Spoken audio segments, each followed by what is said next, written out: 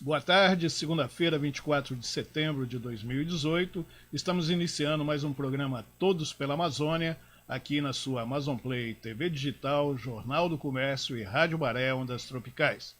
Na data de hoje, eu tenho aqui como companheiro do Jornal do Comércio o jornalista Calbi Cerquinho, que vai me ajudar aqui a receber e entrevistar o secretário extraordinário de Estado, o coronel Walter Cruz, que vem aqui falar aos senhores sobre o programa Guardiã AM 24 Horas, que é o programa de Estado do governo atual sobre segurança pública, esse assunto que todos clamam por uma melhora, não só aqui no Amazonas, mas em todo o território nacional. Boa tarde, Calbi, um prazer tê-lo aqui do meu lado. Boa tarde, Oswaldo. E, antes de mais nada, é um grande prazer estar aqui com você, e ainda mais tendo a oportunidade de entrevistar o grande Walter, porque aí tem muita coisa para falar, principalmente para o telespectador e o nosso internauta, que nesse momento clama, realmente, como você falou, pela questão segurança. Coronel, muito obrigado por atender o nosso convite. Eu tenho assim um respeito profissional muito grande pela sua pessoa, conheço a sua história, conheço dentro da gloriosa Polícia Militar do Estado do Amazonas, sei de todos os cursos que o senhor se preparou para chegar no cargo que o senhor está ocupando hoje. Muito obrigado pela sua presença. Eu que te agradeço, Oswaldo, agradeço aqui também ao conglomerado do Jornal do Comércio, a Rádio Baré. Fantástico estar aqui nesse instrumento de comunicação que presta serviço desde 1938, né? E isso a rádio, né? A rádio, o jornal é de 1904, a idade do Calbi, mais ou menos. E fico muito feliz em vir aqui e dizer que nós estamos aqui para prestar contas de tudo que nós estamos fazendo, que nós queremos fazer, e ver também meu caro amigo Calbi Cerquinho, da época da Assembleia, quando eu era capitão, eu trabalhei lá, prestando também serviço, e quero aqui estar à vontade para responder qualquer pergunta sobre o assunto tema segurança pública.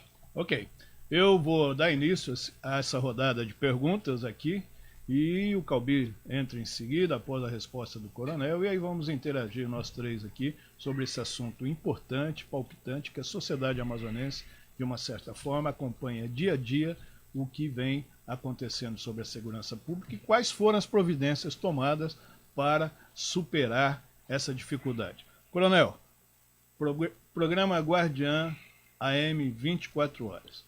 Eu sei que muita gente não sabe o que isso significa, não sabe o porquê que o senhor foi imbuído dessa missão pelo governo do Estado, através do governador amazonino Armando Mendes.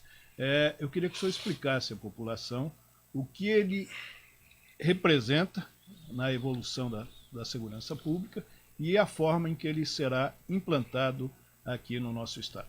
Muito bem. Oswaldo, o programa Guardiã 24 Horas é Guardiã 24 Horas, né? Ele faz uma pegadinha, e o marqueteiro fez uma pegadinha com a palavra em inglês, Guardian, Guardião, 24 horas do Estado do Amazonas. É um programa de governo que visa reduzir a criminalidade baseada na consultoria internacional da GSS, que é a Giuliani Security Safety, né? E que tem como objetivos maiores, já te coloquei aqui, reduzir a criminalidade e trazer tranquilidade pública. Esse programa ele tem por escopo todo o trabalho que essa consultoria já teve, tanto em Nova York como em Medellín, em 4 ferramentas principais. As ferramentas são tecnologia, inteligência, treinamento e integração.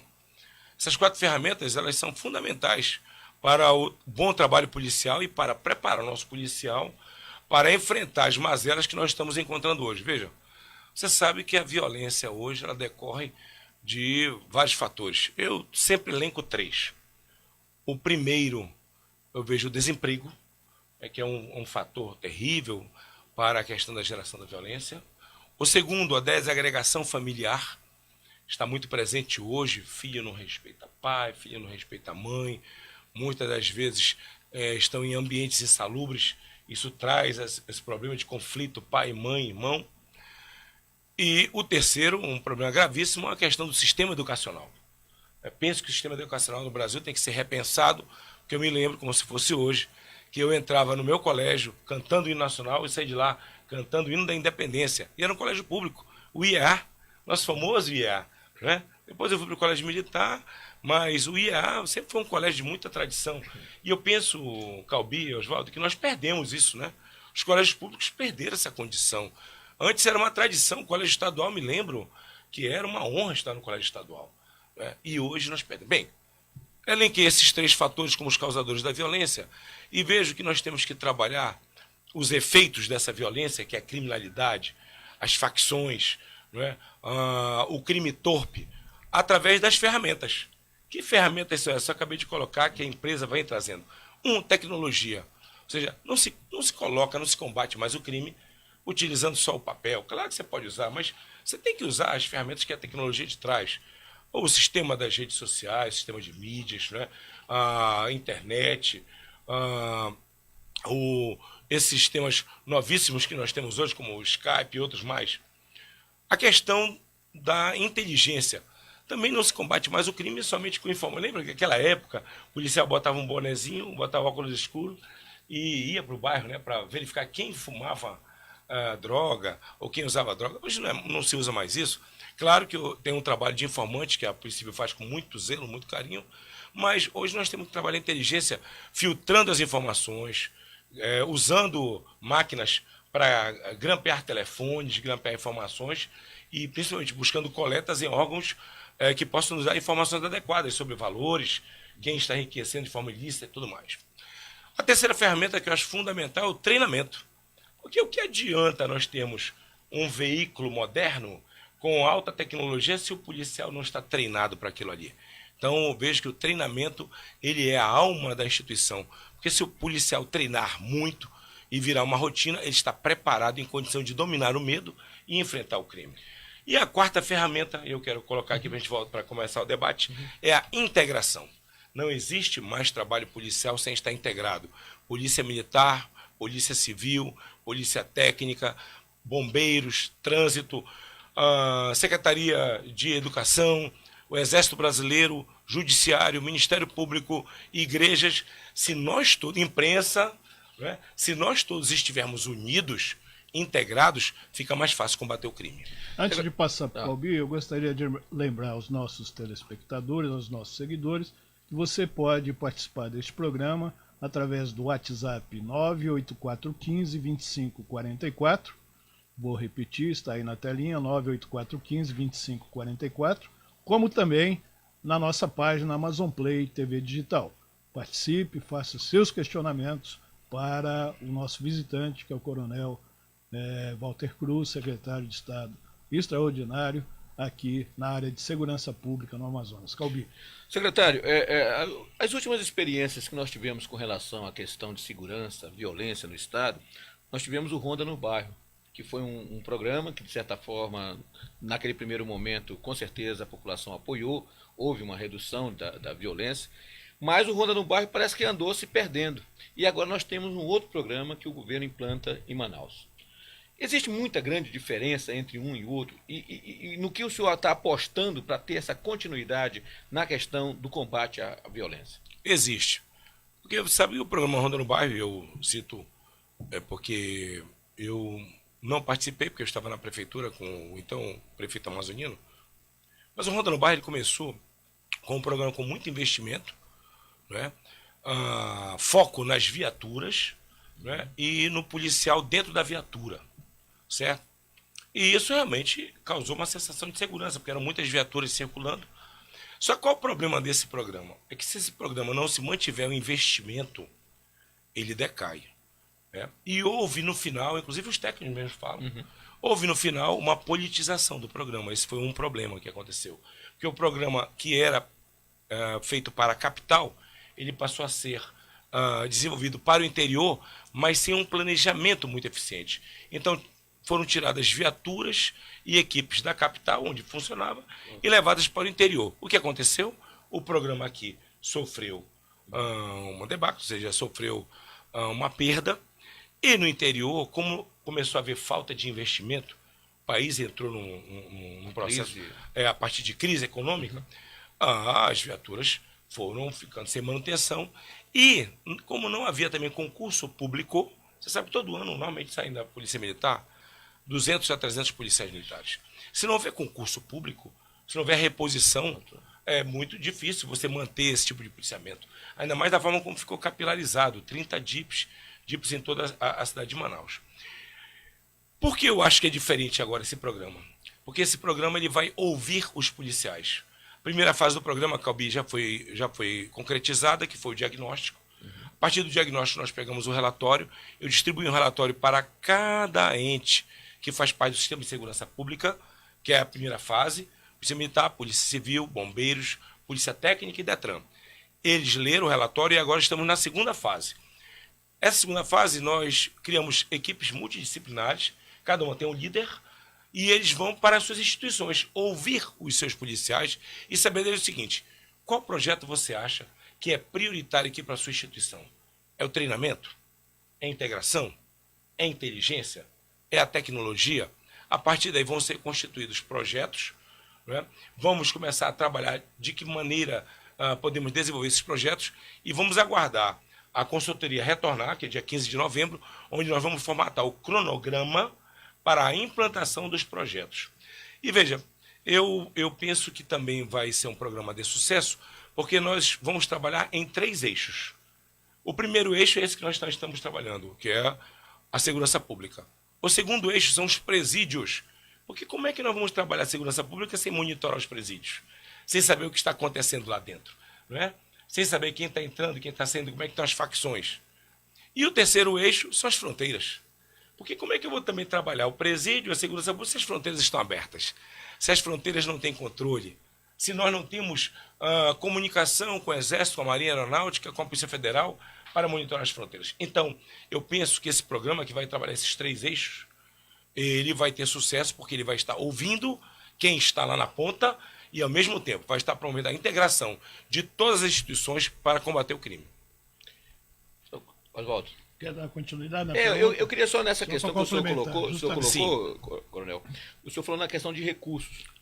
Como é que está essa captação? Olha, como é que está esse planejamento para essa questão? Porque o senhor mesmo disse que, inclusive, o Ronda no Bairro praticamente não deu tanto certo pela falta da manutenção de recursos. Então, aí o senhor tem agora um novo programa e esses recursos já estão mais ou menos... Veja, quando você elaborar as prioridades, né, você vai ter condição de verificar que aporte de recursos você vai ter para cada projeto. Tem projetos, por exemplo, que são projetos onde você não precisa dispor de muito recurso. Por exemplo, um projeto de atendimento ao público. Né? Um curso de atendimento ao público não é tão caro, nós já temos multiplicadores. Basta que a gente crie um cronograma de trabalho e esses policiais, como um todo, façam os cursos, que nós já temos multiplicadores. Temos vários oficiais com curso de polícia comunitária, temos vários policiais com curso de atendimento ao público. Então, por exemplo, esse projeto não vai despender dinheiro. Mas quando você fala, por exemplo, em criar na viatura uma plataforma digital para que a gente possa integrar bancos de dados, como banco de dados do Detran, banco de dados da Polícia Civil, se Deus quiser da Polícia Federal, aí você vai precisar de plataforma tecnológica e vai despender recurso. E aí, depois que for levantado, o governador do Amazonas pensa, primeiro, em alocar parte de recursos da arrecadação do Estado e outra parte em fazer financiamento, por exemplo, como o BID, não é? Banco Mundial, levando bons projetos para eles e para que eles possam alocar recursos para nós, para que a gente possa investir na segurança pública. Legal. Coronel, eu queria perguntar do senhor o seguinte: o senhor acabou de falar aí sobre a integração da polícia com a comunidade. Alguns estados brasileiros eles têm os seus conselhos de segurança pública, que é a participação da comunidade através de líderes por região, por companhia de policiamento militar, ou dos próprios distritos policiais, dos DIPs. Dentro do programa do Guardiã 24 Horas, a ativação e implementação e fortalecimento dos conselhos de segurança pública através da comunidade com a polícia, faz parte do escopo do programa, ou isso será implementado de uma forma diferente? Olha, você tocou no assunto, meu caro amigo Oswaldo, muito interessante. Quando eu fui comandante do CPA Leste 2007, 2008, 2009, 2010, 2007, 2008 eu fui comandante da ROCAM. 2009, 2010 eu fui comandante do CPA Leste. Nós desenvolvemos um trabalho visando obter o 14º salário, que naquele momento foi instituído pelo governador da época, o 14º e o 15º salário como prêmios de produtividade. E eu entrei de cabeça nisso. E uma das tarefas que nós tínhamos era de fazer contato com os conselhos comunitários e, ao escutar os conselhos comunitários, fazer um trabalho em parceria, trabalhando na mancha criminal e também, muitas vezes, na informação que vinha do conselheiro. Porque, às vezes, nós temos ocorrências que não são detectadas pela mancha criminal. Quer ver um caso? O estupro. Nem todo mundo tem a coragem, não é? E tem assim, a iniciativa de denunciar o estupro. É um crime terrível, é um crime que traumatiza as pessoas, né? E muitas das vezes a família não vai lá registrar esse crime. Então esse crime, se você olhar a mancha criminal, às vezes você não vai ver o pontinho lá, não é? Mas se você ouvir o conselho comunitário, você vai ver aquela pessoa que vai dizer, olha, na minha rua, o fulano, que é temido lá, ninguém quer denunciar, ele é o estuprador dali. Então você vai ter informação do conselho comunitário, é muito importante. Nós trabalhamos em cima disso naquela época, Oswaldo, deu muito resultado. Deu tão certo que nós conseguimos ser o primeiro CPA em redução de crimes naquela época e ganhamos 14º salário. Pena que o governador, da época que estava na polícia, orientado pelo comandante-geral da época, não quis pagar. Mas nós ganhamos o prêmio. Nós conseguimos reduzir usando a ferramenta do georreferenciamento e usando essa ferramenta magnífica que é o Conselho Comunitário. Você sabe o que aconteceu hoje? Hoje, nós não temos mais os conselhos comunitários. Pasme disso, Oswaldo. Porque teve o governador, há 2 anos atrás, que extinguiu os conselhos comunitários. Infelizmente, muito mal assessorado governador, há 2 anos atrás, da época, extinguiu uma peça fundamental no policiamento comunitário, que é ouvir o comunitário. O que estamos fazendo agora, Oswaldo, já dentro do programa, porque, veja, o Conselho Comunitário ele não faz parte do programa, mas ele é uma ferramenta que pode ser utilizada pelo programa. Estamos reativando os conselhos comunitários agora, tem um trabalho belíssimo da professora Eliane Belota, né, que está nos assessorando, e que eu creio que mais uma semana já está pronto o treinamento e nós vamos reativar os conselhos comunitários. Assim como também o doutor Frederico, nosso querido delegado-geral, está reativando as seccionais, que também foram extintas, outro erro crasso. Porque a seccional, o delegado seccional, é o que coordena o trabalho dos delegados e que também faz esse trabalho comunitário. Então, também está sendo recriado e eu penso que daqui a mais uma semana nós vamos voltar com o trabalho ouvindo o conselho, ouvindo o comunitário e ouvindo a população.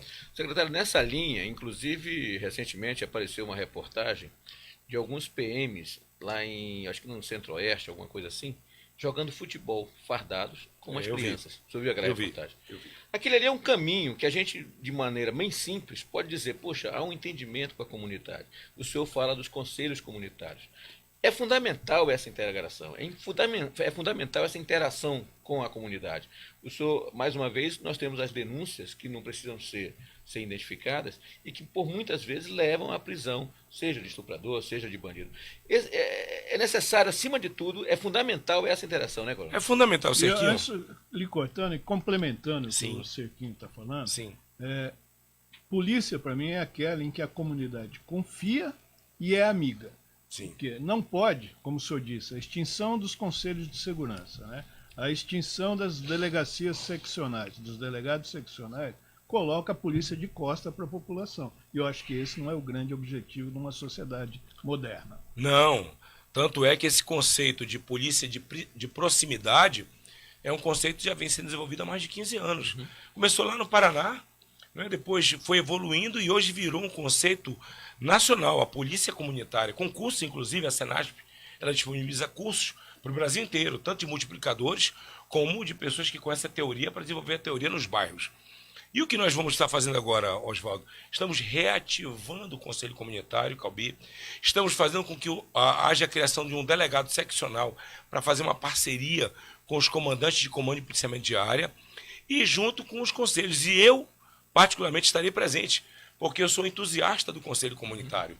Eu entendo que o comunitário tem que ser ouvido e o comunitário também tem que participar nas decisões, porque ele tem que fazer parte do trabalho. Não se enfrenta o crime sem ouvir as pessoas. Eu acho que isso vai dar muito certo. Secretário, essa questão e aí saindo um pouquinho da questão comunitária, mas acima de tudo, qual é o outro lado que o Guardian pode oferecer para a população, principalmente com relação à educação ou coisa parecida? É possível você trabalhar essas ao mesmo tempo, tanto a repressão quanto também a prevenção? Sim, e Calbi, isso foi verificado pela consultoria, que na América Latina eles notaram a necessidade de trabalhar a educação. Por quê? Porque quando eles implementaram o programa em Nova York, lá com o nome de Tolerância Zero, não é? Você sabe, quero pedir aqui rapidinho, só para falar uma explicação rápida. O programa Guardiã 24 Horas, ele é oriundo de uma teoria, a teoria das janelas quebradas. São dois autores americanos, o Cole e o Wilson, que escreveram a teoria sobre Broken Windows. E o que é isso? Eles notaram que em uma casa, em um bairro, duas casas, um garoto jogou uma pedra e não se fez nada. Na outra, o garoto foi divertido. Nessa que não se fez nada, começou a passar uma semana, jogaram outra pedra, a casa começou a ficar totalmente depredada.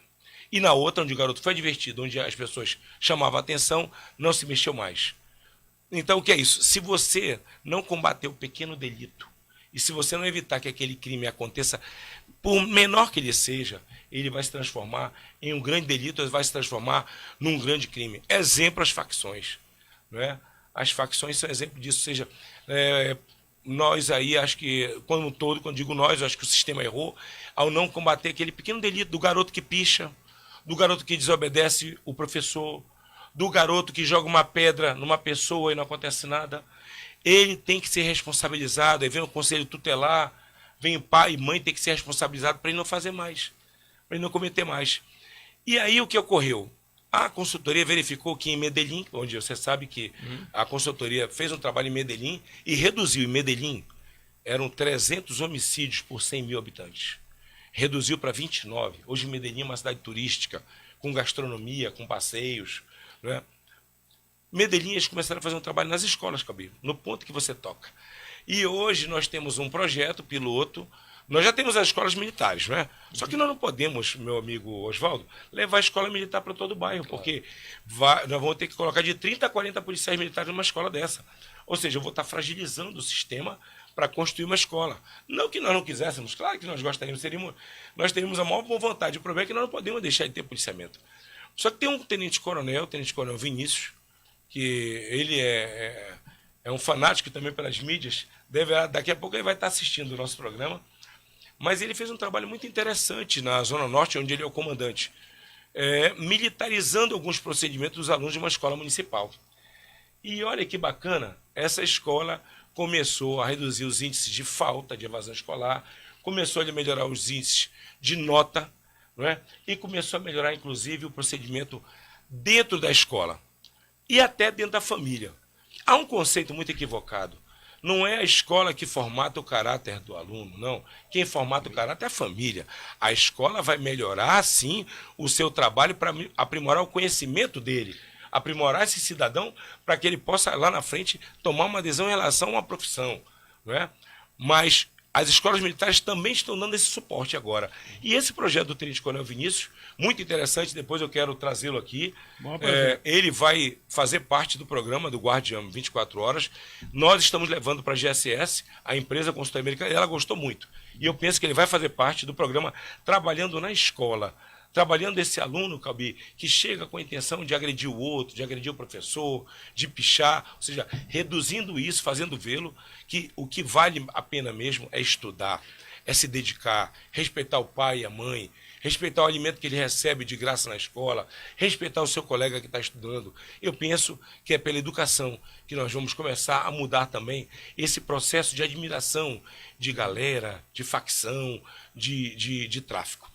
Então, a educação é que transforma. Então, eu penso que é por aí que a gente vai iniciar. E o programa ele tem esse viés. Quando o senhor fala, principalmente, secretário, em integração, e aí o senhor falou na questão da educação, eu lembro que, a título de sugestão, a gente poderia deixar claro que as escolas do Amazonas, de modo geral, as escolas municipais, hoje começaram a dar um passo em direção a isso que eu quero comentar com o senhor. É que as escolas, elas não abrem no final de semana para a comunidade.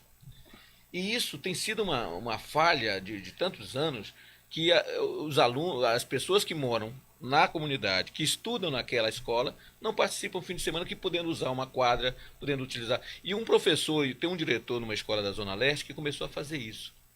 Ele chegou e disse assim: Calbi, olha, os pais se responsabilizaram pela escola durante o fim de semana, houve essa integração com a SEDUC, eles permitiram, e todo final de semana nós trabalhamos aqui esporte, lazer e tudo mais. Perfeito o negócio. É uma sugestão. Olha, muito obrigado, É uma Calbi. Eu sugestão. vou levar porque eu vi uma iniciativa dessa, Calbi, em Curitiba. Lá eles chamam, tem um programa também de governo chamado Paraná Seguro, né?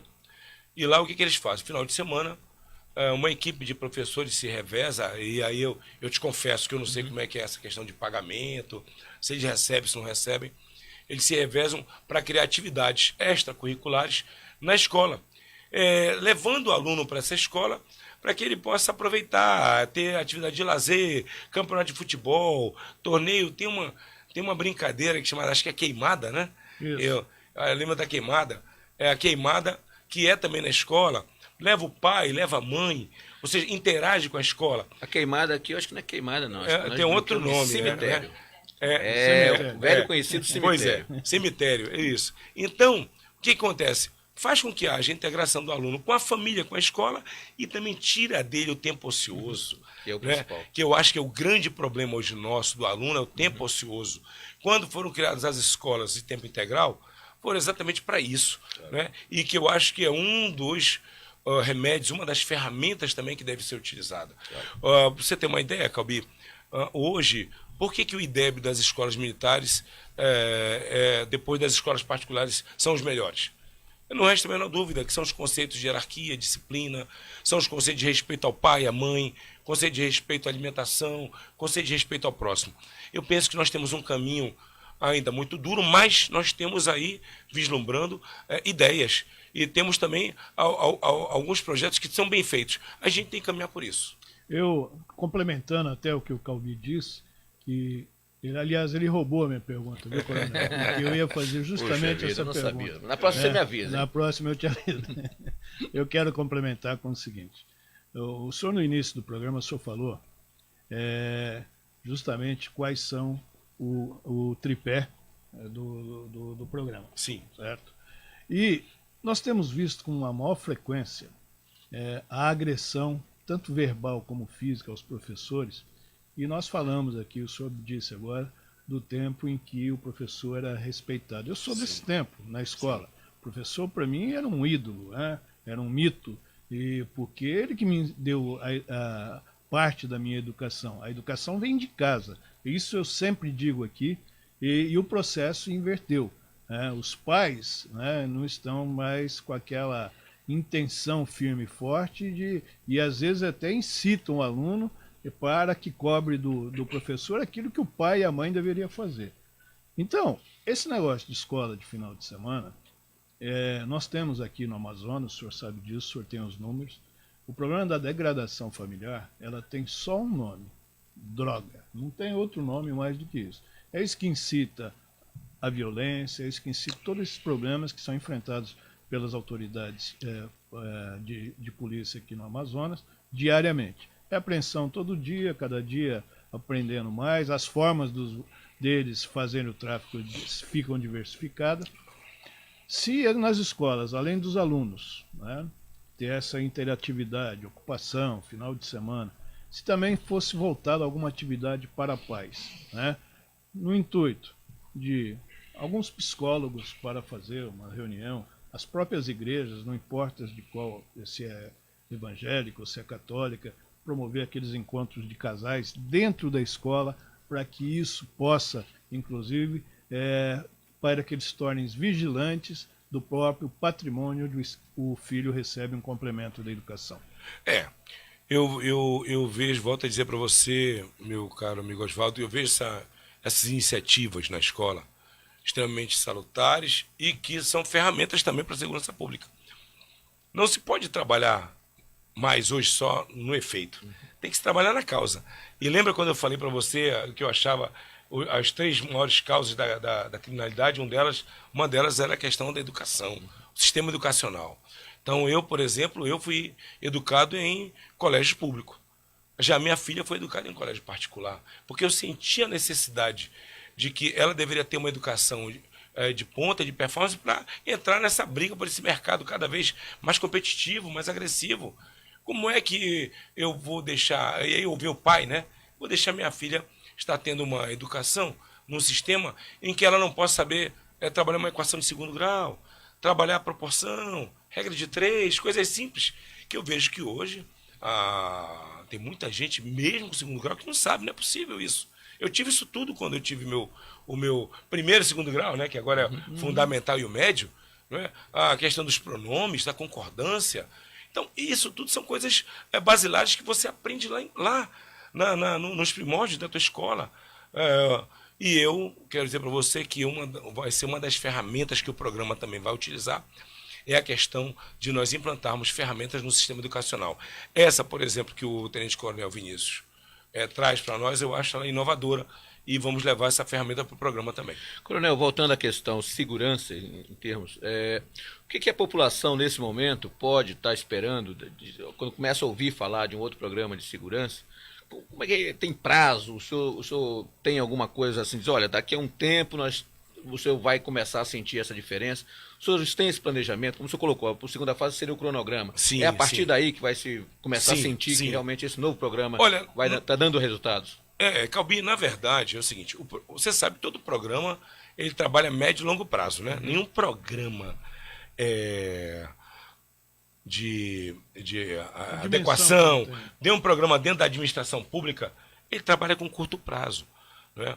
O curto prazo são as ações que nós temos baseadas nas rotinas, nos processos. Claro. O que nós estamos fazendo agora é mudar exatamente o que você está colocando, as rotinas e os processos. Então, se você me perguntar a curto prazo, quando nós mudamos, e aí foi o governador que determinou as mudanças, do comando da Polícia Militar, do comando da Delegacia Geral, e agora nós mudamos também as delegacias, agora nós estamos criando outros plantões, que eu já quero falar sobre esse assunto, que é a implantação de mais 4 DIPs, e estamos acabando com a questão da delegacia fechada, é que nós estamos preparando as delegacias, estamos preparando as polícias para o Guardiã 24 horas. O programa ele vai começar a partir de janeiro, não é, num cronograma que vai estar sendo estabelecido agora, em dezembro, não é, e mais as ações preparatórias do programa nós já começamos. Estamos recebendo aqui o secretário de Estado extraordinário, Coronel Walter Cruz, que está aqui falando sobre o Guardiã 24 horas, que é o programa de segurança pública que está sendo implementado, ao qual ele comanda. Nós vamos para o nosso primeiro break e volto logo em seguida com vocês. Até mais.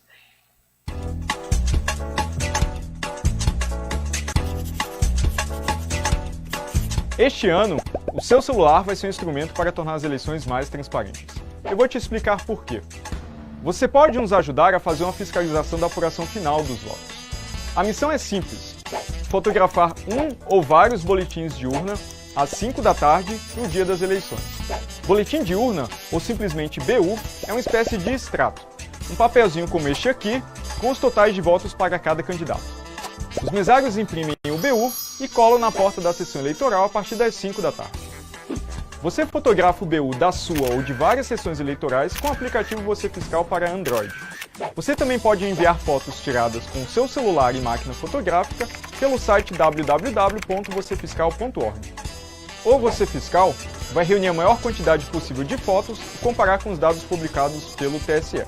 Para saber direitinho como fotografar, clique aqui no link na descrição do vídeo que tem uma explicação bem detalhada. Mas espera! Você sabe por que estamos fazendo essa fiscalização? Meu nome é Diego Aranha e eu sou professor e pesquisador da Unicamp em Segurança Digital e Votação Eletrônica. Em 2012, eu era professor da Universidade de Brasília e participei de testes públicos de segurança da urna eletrônica organizados pelo TSE. A equipe que eu coordenei encontrou a primeira vulnerabilidade na urna em poucos minutos de investigação, mostrando que ela não é tão segura assim. Pois é, os programas que examinamos possuíam vulnerabilidades que não garantiam o sigilo do voto e abriam a possibilidade de manipulação dos resultados. O pior é que o TSE não realizou o teste de segurança este ano, então nem sabemos se os problemas foram resolvidos ou não. Nosso desejo maior é que o sistema fosse livremente auditável pela sociedade, com código aberto e com registro físico do voto verificável por você, eleitor, sem risco para o sigilo e permitindo auditoria e recontagem. Mas como hoje, nem os programas nem os resultados são diretamente auditáveis pela sociedade, decidimos, pelo menos, fiscalizar o que acontece com o nosso voto depois da votação. Com o apoio de mais de 1.000 pessoas que fizeram doações pelo Catarse, conseguimos financiar o aplicativo Você Fiscal. Todas as fotos que nós vamos tirar dos boletins de urna no dia da eleição vão chegar para a equipe do Você Fiscal, que irá processá-las e compará-las com o resultado publicado pelo TSE. Se um BU impresso estiver diferente do eletrônico, conseguimos detectar erro ou fraude na transmissão dos resultados. E com muita gente usando, a gente consegue calcular um resultado independente, que pode identificar distorções no resultado oficial. Vamos também dar uma lição de transparência. Todos os dados serão públicos, todo o código será aberto para que você possa verificar nossa fiscalização. Então, é como eu disse, o seu celular vai ser um instrumento para tornar as eleições mais transparentes. Espalhe essa ideia. Foto do BU às 5 da tarde.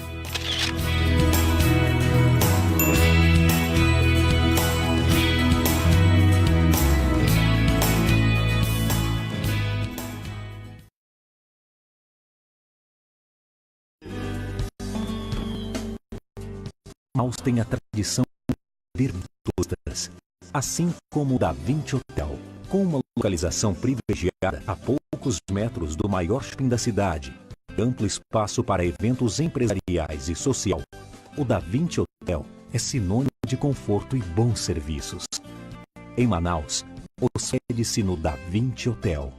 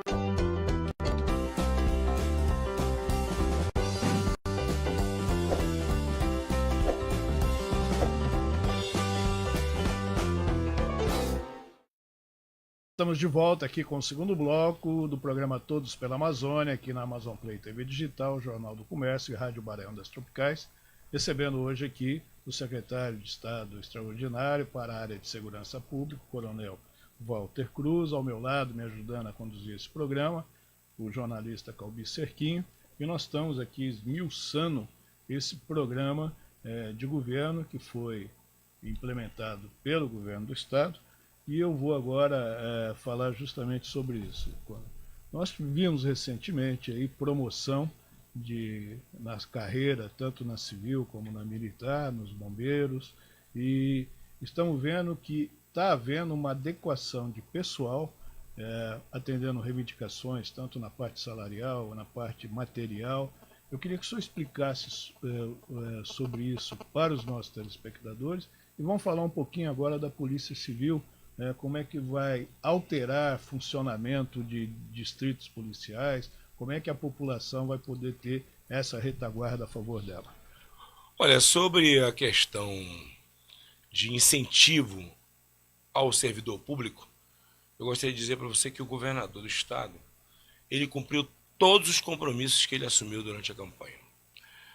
Hoje, nós não temos mais nenhum déficit de promoção na Polícia Militar, por exemplo.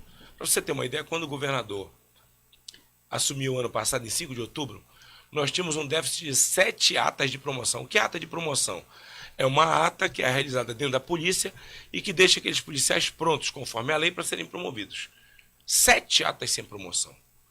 E o governador assumiu e promoveu todas. Inclusive agora, essa última é a 8ª ata de promoção. Então, o que é isso? Isso é compromisso de governo para que o policial seja reconhecido, porque a promoção não é prêmio. A promoção é reconhecimento do seu trabalho, para que ele possa estar num outro patamar, numa outra graduação, num outro posto, para trabalhar de forma adequada, fazendo com que isso seja um retorno para a sociedade. A sociedade precisa de policiais melhor qualificados, policiais que enfrentem a criminalidade. E esse policial precisa ter um salário digno, um salário decente. Assim o governador tem trabalhado. E veja, são benefícios que são concedidos que em muitos estados não existem. Por exemplo, como o auxílio fardamento. R$ 2.400 para todos os policiais receberem esse valor e poderem comprar seu fardamento.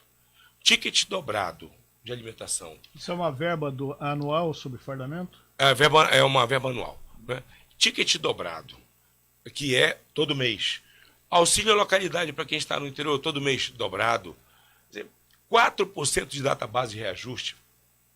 Então, se você olhar os outros estados, teve estado aí que estava parcelando ainda o 13º do ano passado.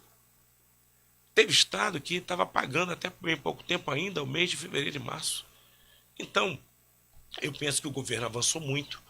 E para a Polícia Civil, por exemplo, um dos melhores reajustes para os policiais civis e investigadores que estiverem investigadores e escrivães, o policial da área técnica, Departamento de Polícia Técnica e Científica, teve mais de 100% de reajuste.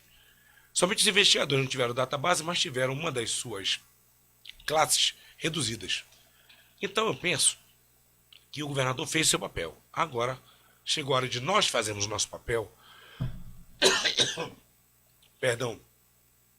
De nós fazermos o nosso papel trabalhando melhor, trabalhando com qualidade, trabalhando com intensidade, com amor, indo para a delegacia, verificando os registros que nós temos, atendendo bem a população,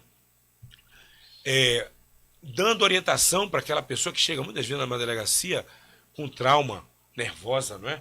Fazendo com que essa pessoa tenha um melhor atendimento. E o policial militar, a mesma coisa. Quando ele recebe uma chamada pelo 190 e se desloca para o local, atender com presteza, com educação, sendo corajoso, sendo firme contra o crime. É isso que a população espera de um bom policial. E eu penso que esse caminho foi traçado. O governador, ao atender todas as categorias, deixa bem claro que reconhece o trabalho delas e, claro, deseja que elas prestem o melhor serviço. Em relação à questão da Polícia Civil, eu quero aqui aproveitar o teu programa e agradecer, Oswaldo, ao delegado-geral doutor Frederico, ao doutor Ivo Martins, que é o delegado adjunto, ao doutor Alessandro Martins, que é o DPM, que é o do Metropolitano, né, Departamento de Polícia Metropolitano, ao doutor Henrique Brasil, que é o Departamento de Polícia Interior.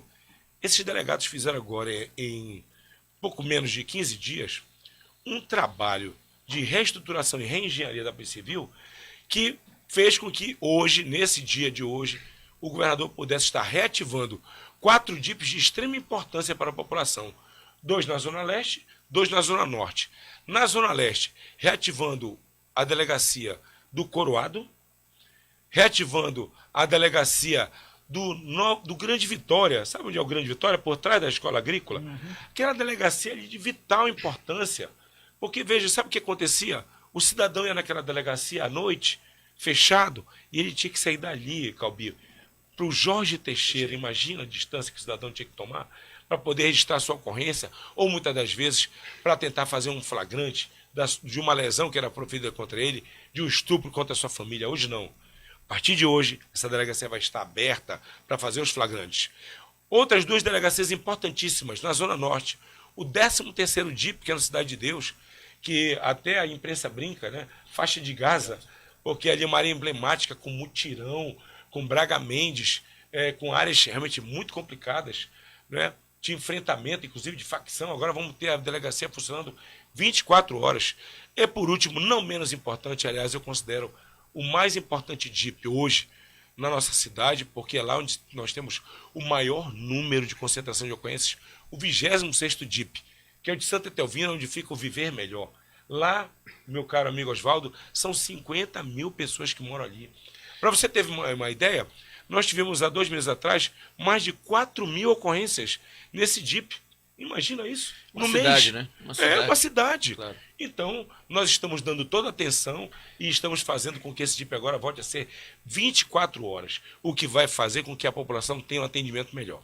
Coronel, nós temos alguns dados aqui com relação aos levantamentos, com relação a crimes e tal, mas antes de nós esmiuçarmos esses dados e verificarmos se subiu, se desceu, se baixou, eu gostaria de perguntar ao senhor o seguinte: o senhor agora há pouco já tem falado várias vezes a palavra facção, e as facções aí pelo noticiário, a gente sabe muito bem que estão dominando, ou que dominaram, ou que estão querendo dominar cada vez mais a questão da violência e o crime organizado.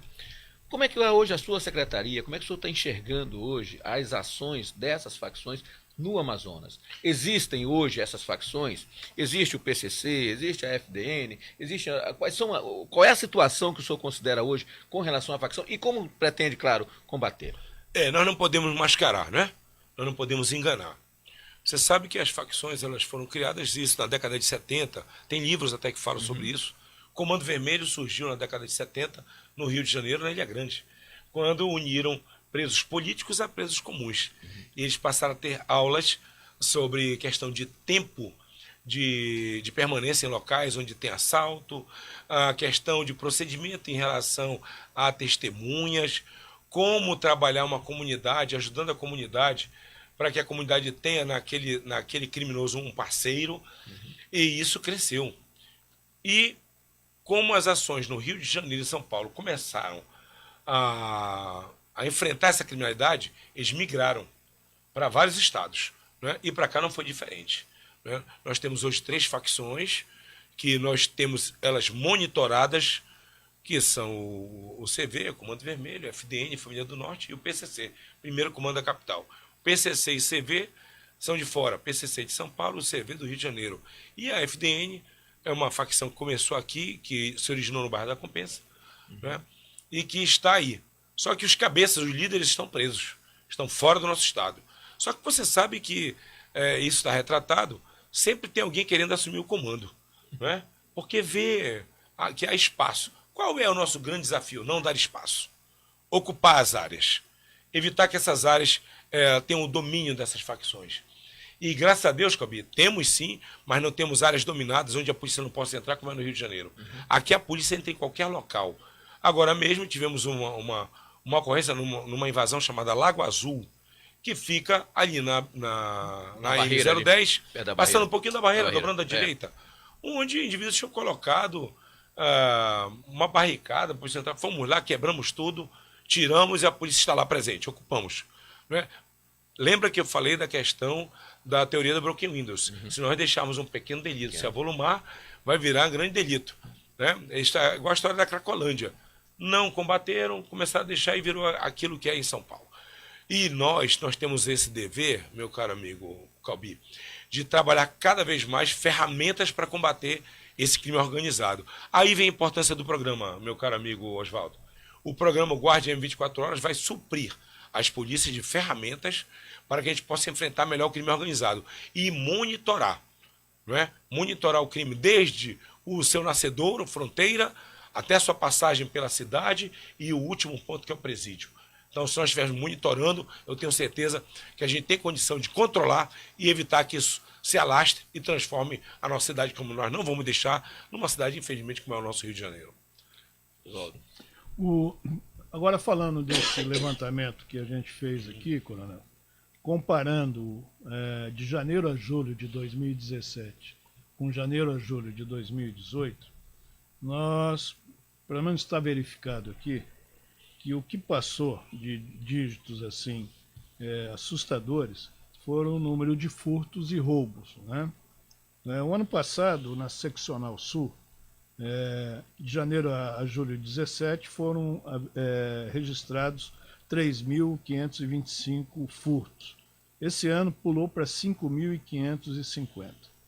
E na Seccional Norte, são justamente as duas maiores, né, de incidência, de 3.822 para 5.233.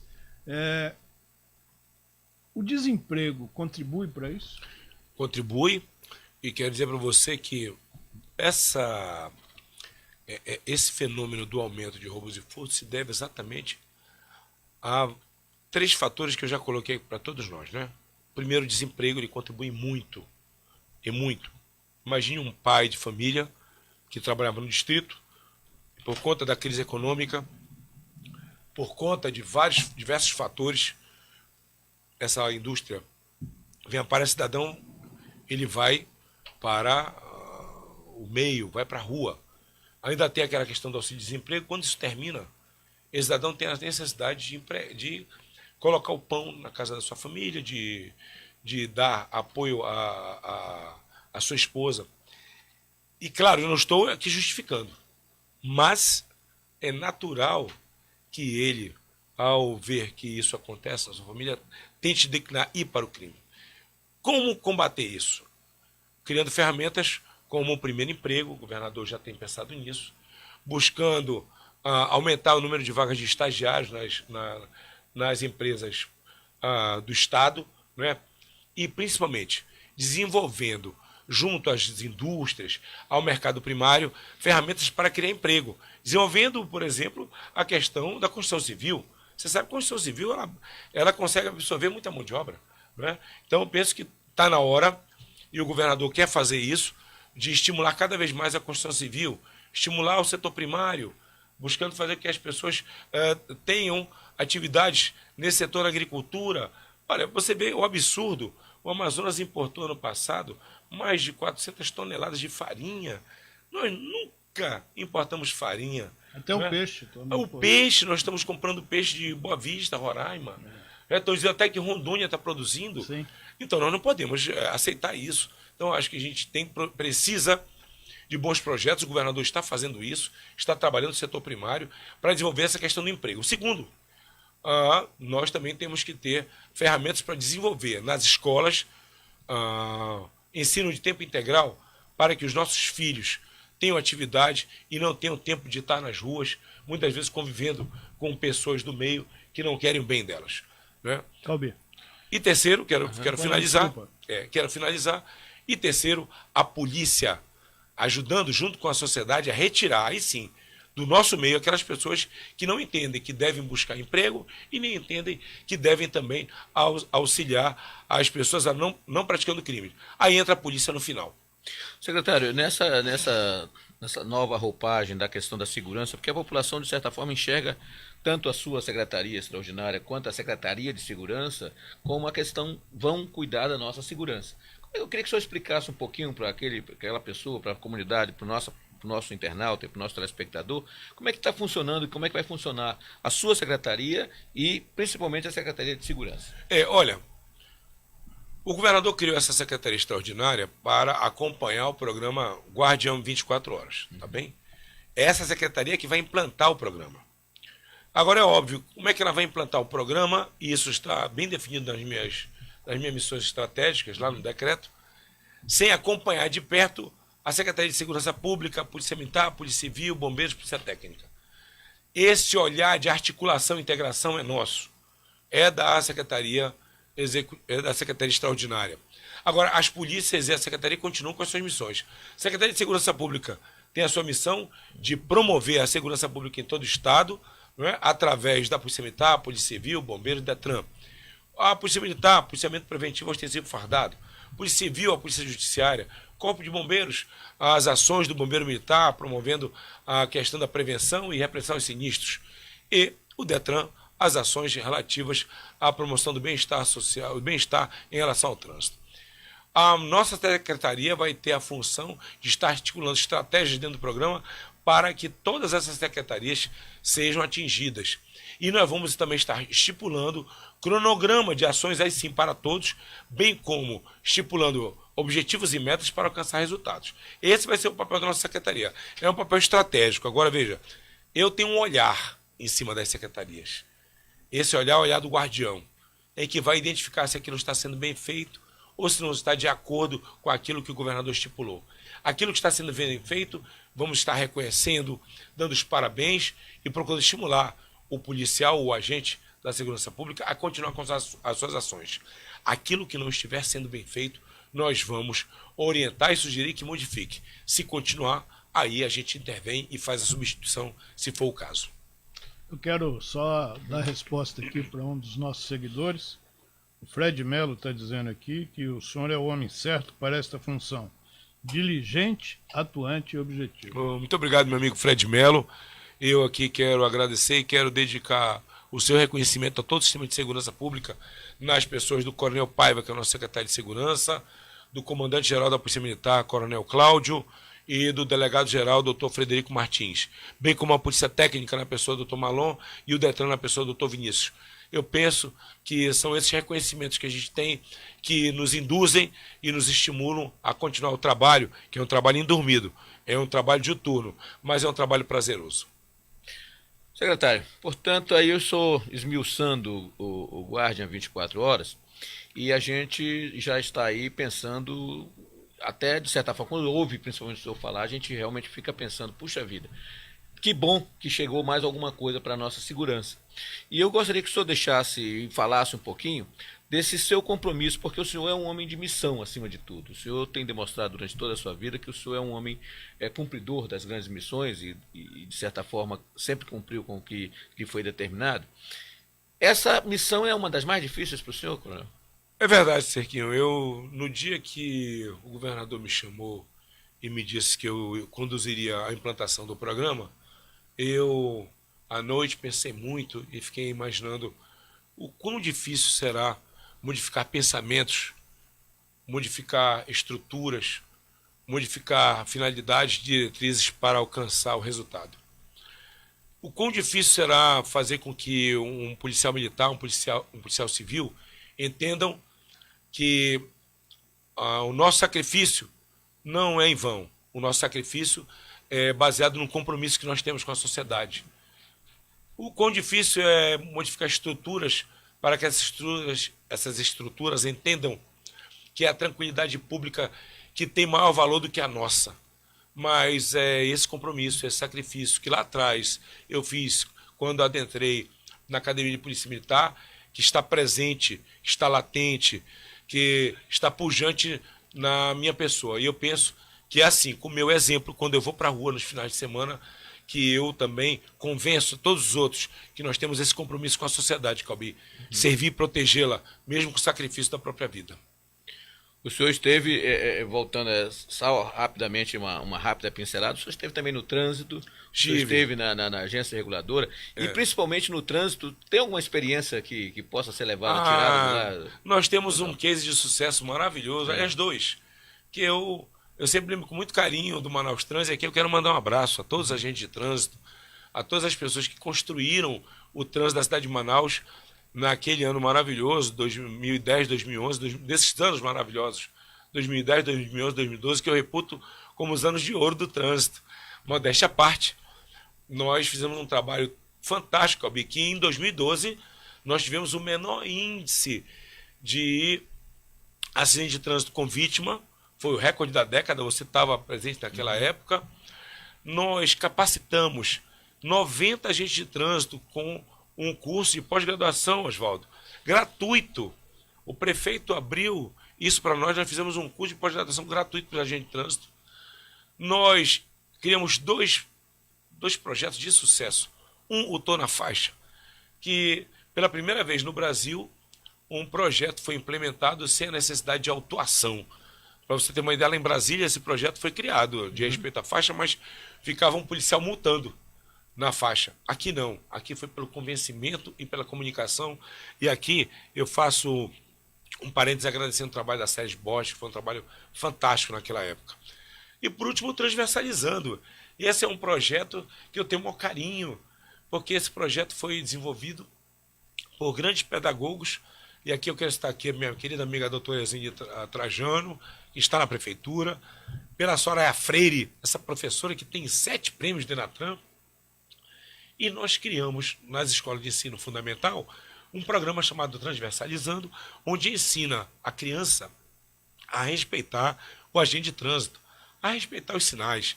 E olha, nós fomos premiados em Brasília como o segundo melhor projeto do Brasil, entre 356 projetos, meu caro amigo Oswaldo.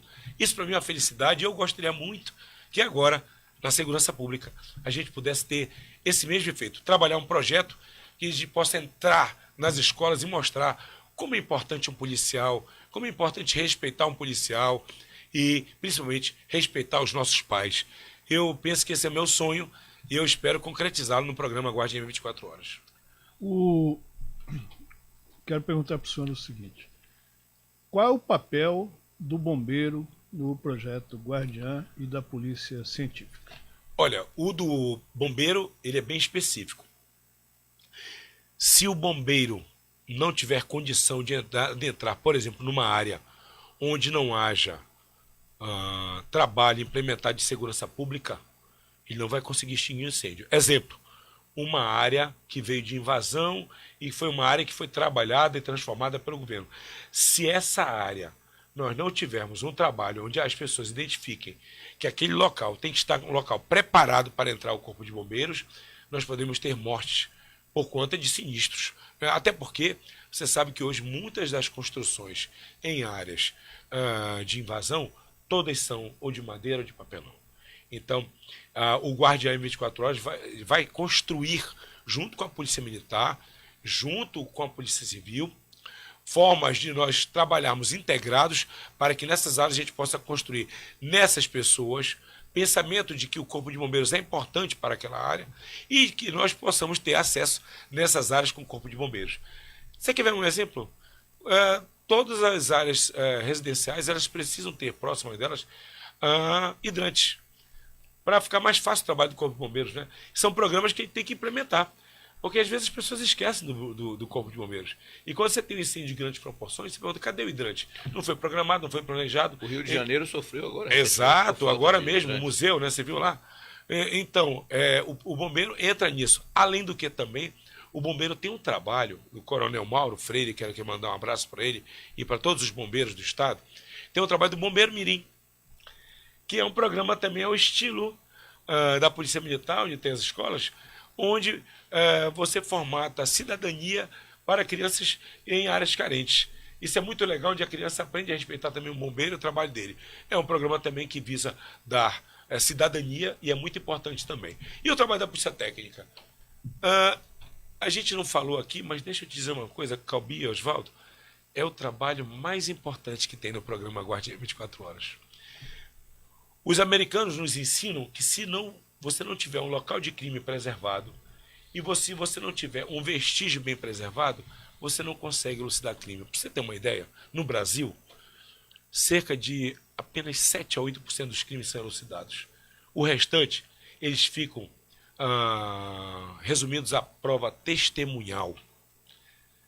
Você sabe que o direito penal tem uma frase, né, que é totalmente verdadeira, claro, que faz um comparativo com a prostituta, mas não que seja, e eu não quero colocar aqui de forma a depreciar, não, mas quando ele diz que a testemunha é a prostituta das provas, é que ele diz que a testemunha ela pode ter 1000 versões, né? Então, o que difere um processo bem feito do outro? É a prova pericial, é uma perícia bem feita, é um vestígio bem aproveitado, é uma investigação do local do crime bem feita, e isso os americanos são doutores. Tanto é que, para você ter uma ideia, tem um dos membros da comitiva, o Shaw Armstrong. Ele trabalhou 40 anos somente na parte de perícia e de polícia técnica na polícia de Nova York, e ele me falou que lá eles têm pedaços de cabelo de 40 anos guardados. Se caso o indivíduo vier cometer um crime agora, se pegar um pedaço de cabelo, se bate com a prova que está lá guardada e se vai identificar a autoria. Quer dizer, a gente espera, quem sabe, com um programa, começarmos a trabalhar os laboratórios de DNA, os laboratórios de prova balística. Imagina você pegar um projétil, comparar esse projétil e você ter, naquele mesmo momento, esse projétil sabendo que tipo de arma é aquela, que tipo de cano é aquele e qual é a procedência daquela arma. Só através de laboratórios bem feitos e laboratórios com tecnologia que nós podemos chegar na autoria. E eu penso que esse é um dos caminhos para nós melhorarmos, por exemplo, a feitura dos nossos inquéritos. Estamos recebendo aqui o Coronel Walter Cruz, que é secretário de Estado extraordinário, sobre o assunto de segurança pública, que é a pasta que ele conduz para a implantação de um programa de segurança pública que está sendo orientado, está sendo desenvolvido pelo Giuliani, ex-prefeito lá de Nova York, e o coronel é a pessoa encarregada de colocar em prática tudo aquilo que está sendo planejado. Eu vou para o segundo bloco e volto já já com o terceiro e último bloco do programa Todos pela Amazônia, aqui na sua Amazon Play TV Digital, Jornal do Comércio e Rádio Baré, Ondas Tropicais. Até já. Manaus tem a tradição de receber bem seus turistas, assim como o Da Vinci Hotel, com uma localização privilegiada a poucos metros do maior shopping da cidade e amplo espaço para eventos empresariais e social. O Da Vinci Hotel é sinônimo de conforto e bons serviços. Em Manaus, sede-se no Da Vinci Hotel.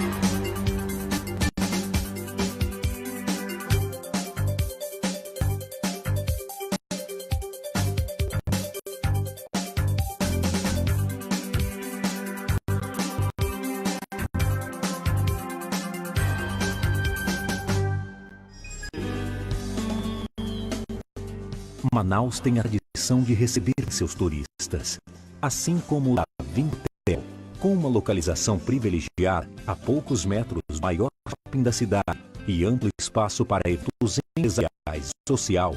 O Da Vinci Hotel é sinônimo de conforto e bons serviços. Em Manaus, hospede-se no Da Vinci Hotel.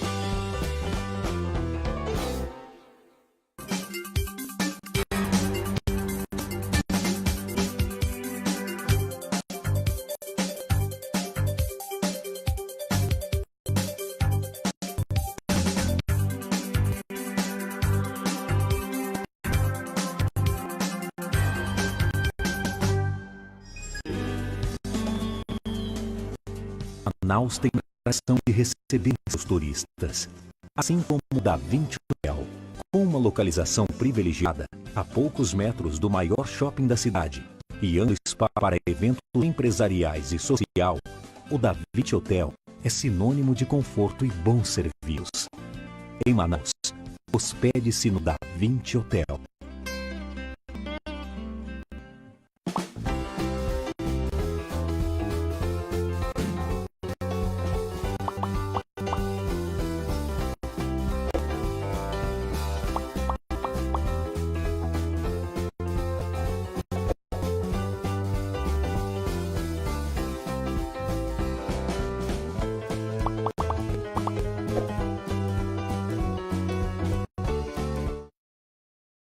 Estamos de volta com o terceiro e último bloco do programa Todos pela Amazônia. recebendo aqui o secretário de Estado Extraordinário, Coronel Walter Cruz, que é quem está implantando o projeto Guardiã 24 horas aqui na área de segurança pública no estado do Amazonas. Vamos aí agora para o meu amigo Calbi Cerquinho. Secretário, dentro do programa tem esse monitoramento com relação às fronteiras. Queria que o senhor explicasse um pouquinho isso para a gente. Olha, essa vai ser a terceira fase do programa, Calbi.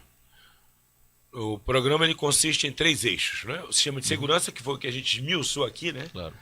E essa primeira parte do programa, nós já tivemos a primeira fase, que foi diagnóstico. A segunda fase, que foi a formatação das equipes multidisciplinares, que já vão estar trabalhando na prospecção de dados. E a terceira fase vai ser em novembro, quando eles voltarem, onde nós já vamos apresentar alguns projetos para eles, certo? Da parte de presídios, nós já tivemos a primeira fase, foi diagnóstico. Agora vai ter a segunda fase, quando eles voltam, e eu já vou instituir uma comissão também multidisciplinar, claro que menor agora, porque é um assunto só, né, para a gente trabalhar os projetos para os presídios, onde entra a ressocialização, entra a questão da audiência virtual, entra a questão de construção de novos presídios, né? Tudo isso vai estar sendo trabalhado em relação aos presídios. E vem o terceiro eixo, fronteiras, que é o mais complexo, né? Esse terceiro eixo, eles vão já estar fazendo aqui, quando eles voltarem. Eles vão viajar para fazer o diagnóstico, eles devem passar por Tabatinga, por Tefé, e eu estou sugerindo Santo Antônio do Içá. Que muita gente não sabe, essa cidade de Santo Antônio do Içá, fica lá no Alto Solimões, é uma das cidades de passagem da rota do tráfico. Hoje nós temos outros municípios. Essa droga vem toda da Colômbia, né? E aí você sabe que nós temos mais ou menos 3.900 quilômetros de fronteira, Peru e Colômbia, que são exatamente os 2 maiores produtores de cocaína do mundo, né? E o tráfico faz com que essa droga saia muito fácil desses municípios e eles utilizam os nossos rios, né? E aí que nós vamos ter o maior desafio, como trabalhar isso tudo, essa fronteira imensa que nós temos, e como reprimir esse tráfico. Como evitar que essa droga toda chegue aqui no estado, né? Aí eu penso que vai ser um trabalho feito em parceria com o Exército Brasileiro, feito em parceria com a Aeronáutica, com a Marinha, com o Ministério Público, a magistratura, que são os juízes, desembargadores, as prefeituras, as igrejas, ou seja, todos nós vamos ter que estar envolvidos. Porque, olha só, você acabou de dar acabou de passar aqui, a Polícia Federal acabou de prender aí droga avaliada em 12 milhões de reais. 800 quilos de droga pura. E se esses bandidos que eles gostam de fazer transformar, isso aí vira fácil 4 toneladas. Então imagina isso, como tá fácil passar, né? Então nós temos que trabalhar isso de maneira dura e fazendo o quê? Qualificando os nossos policiais nas fronteiras, aumentando os nossos efetivos lá, ocupando determinado... Por exemplo, você quer ver uma coisa? Eu tenho que falar a verdade. Santo Antônio do Içá, hoje o governador está pegando esse município com 5 policiais militares. Como é que 5 PMs vão enfrentar o tráfico de drogas em Santo Antônio? Já teve, é verdade, um pelotão do Exército, já teve uma fragata da Marinha, já teve um esquadrão de aviação, porque lá é um dos locais nevrálgicos. Acabou o dinheiro, todos foram embora. Quem ficou? A PM. Só ficou a PM.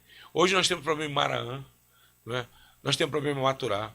Então, isso a gente tem que fazer um mapeamento. E quais são as ferramentas? Você me fala, mas, Walter, como é que você vai fazer controle público sem gente? Sim, aí tem que ter concurso público, tem que ter especialização dos policiais, tem que trabalhar gratificação para não ficarem à margem do tráfico de droga, que não tem jeito. É fácil. Eles tentam cooptar de qualquer jeito. Claro. Né? Trabalhar as famílias, porque também não adianta eu colocar só a polícia e a família entender que aquilo ali é errado, que aquilo ali vai acabar de destruir a família. Ou seja, é a fase mais difícil, eu penso, vai ser a fase mais complicada e complexa. Mas, se fosse fácil, né, não daria esse desafio para nós. Eu penso que nós estivermos todos integrados, Calbi, em conjunto com essa parceria com esses órgãos que eu te falei aqui, eu penso que a gente vai diminuir muito, dificultar o trabalho do tráfico. E esse é o nosso papel que nós vamos ter. E os presídios? Pois é, os presídios é um outro desafio, né? Hoje, o Coronel Cleitman é o secretário de Ações Penitenciárias, tem feito um belíssimo trabalho, mas ele enfrenta um grande problema, a superlotação. Você vê que nós temos aí um sistema que está preparado para receber 4 mil e tem 12 mil. Né? Só de provisórias é metade. Nós temos 6 mil provisórias, é impossível trabalhar dessa forma. Né? E nós temos que verificar, e eu acho que a audiência de custódia é uma ferramenta que tem que ser discutida, apesar dela dar celeridade aos processos, mas ela tem alguns defeitos e nós temos que trabalhar com o judiciário em cima deles. O primeiro é o de sempre colocar a polícia, eu estou colocando aqui de maneira mais vulgar, a polícia na parede, ao perguntar do infrator se o infrator foi lesionado, se o infrator sofreu coação, né? Quando deveria se perguntar isso para quem fez a prisão. Mas, infelizmente, isso foi construído o CNJ, mas tem que ser mudado. Né?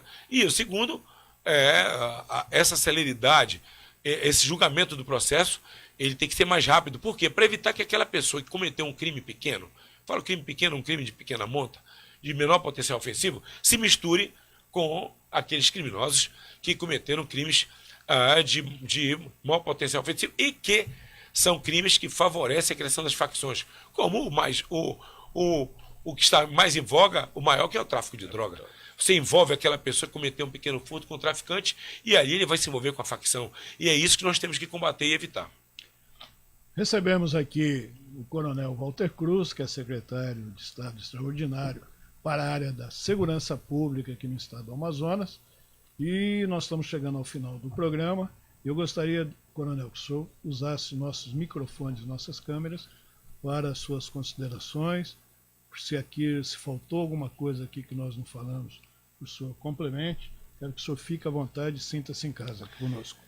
Bem, primeiro eu quero aqui agradecer o espaço. Muito obrigado, meu caro amigo Osvaldo, muito obrigado ao meu amigo Cabelo Cerquinho, amigo de longas datas. Mande um abraço para o doutor Guilherme. E quero dizer para a sociedade amazonense que o governo do estado está preparado para enfrentar o crime. O governo do estado preparou seus policiais, está dando todas as condições para que nós, policiais, possamos enfrentar o crime. E assim nós vamos fazê-lo. Com muito denodo, muito sacrifício, muita coragem, porque esse é o nosso papel. Aqui no estado não haverá espaço para facção. Aqui no estado não haverá espaço para o infrator que comete o crime de maneira torpe. Aqui no estado nós temos um governador que enfrenta o crime e que está preparando a polícia para enfrentar esse crime cada vez mais de forma técnica, de científica. Penso que com essa consultoria, pela primeira vez, nós vamos ter uma polícia que vai ouvir seus policiais, que vai saber deles qual o problema lá na ponta e vai preparar projetos para que eles possam cada vez mais se preparar e ficar em condição de enfrentar o crime, não de igual para igual, mas de maneira superior. E eu quero aqui mandar um grande abraço para todos os policiais militares, civis, bombeiros, agentes do trânsito, do Detran, policiais da Polícia Técnica, policiais e também agentes do sistema penitenciário, aos nossos policiais que estão nas fronteiras. Muito obrigado pelo trabalho. Sabemos que é um trabalho hercúleo, mas sabemos também da capacidade e do denodo que nós temos para enfrentar o crime. Saibam que os senhores não estão sós. Temos um governador que está atuante e que está vigilante para que nós continuemos a fazer com que as nossas profissões e o nosso enfrentamento do crime seja cada vez mais técnico e científico. E quero aqui falar para a população que nós estamos nas ruas, diuturnamente, servindo e protegendo a sociedade, para que os senhores mantenham e tenham tranquilidade. Esse é o nosso recado. Meu muito obrigado. Ok, Coronel, agradecemos aqui então a sua presença. O programa Todos pela Amazônia, esse é o objetivo dele, é trazer pessoas que conduzem projetos, conduzem empresas, conduzem negócios e conduzem ações que visem o desenvolvimento do estado do Amazonas. Acho que esse é o nosso papel, né, Calbi? Claro. De trazer esse tipo de informação. Quero agradecer ao meu amigo aqui, Calbi Cerquinho, de longa data, um jornalista com J maiúsculo, representando aqui o Jornal do Comércio, neste programa de hoje, em que recebemos o Coronel Walter Cruz. Obrigado, Coronel. Um abraço. Eu volto daqui a pouco com o programa 2018, Ano da Transformação. Vou receber aqui, hoje eu vou de coronel a sargento. Vou receber aqui uma sargento da Polícia Militar, que é candidata a deputada estadual, que é a Gilmara, como é que é o sobrenome? Tamborim, tá? Ela é candidata a deputada estadual, ela vem falar aqui por que ela está colocando seu nome para julgamento dos eleitores do Amazonas, cuja plataforma principal dela justamente é a defesa da mulher, já que ela mesma foi vítima do feminicídio. Então, ela vai conversar com os senhores daqui a pouco e eu volto dentro de 15, 20 minutos, então, com o programa 2018, Ano da Transformação. Um abraço e até mais.